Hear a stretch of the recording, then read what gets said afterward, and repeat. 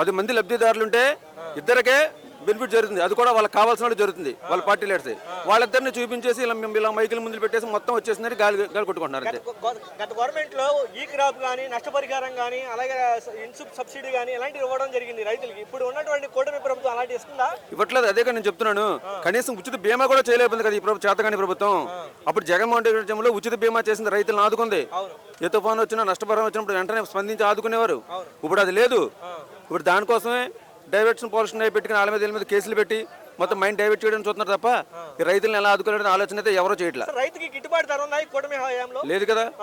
రైతులు ఓపోతున్నారు. ఉల్లిపాయలు చూస్తున్నాం, మనం చూస్తున్నాం, టమాటాలు చూస్తున్నాం, టమాటా రైతులు చూస్తున్నాం. ఏమీ లేవు. కానీ వాళ్ళ సినిమా టికెట్లు ప్రమోషన్ సినిమా టికెట్లు కూడా పెంచుకుంటున్నారు. సినిమా టికెట్లు పెంచుకుంటున్నారు వాళ్ళు తప్ప రైతులకి గిట్టుబాటు ధర పెంచట్లా.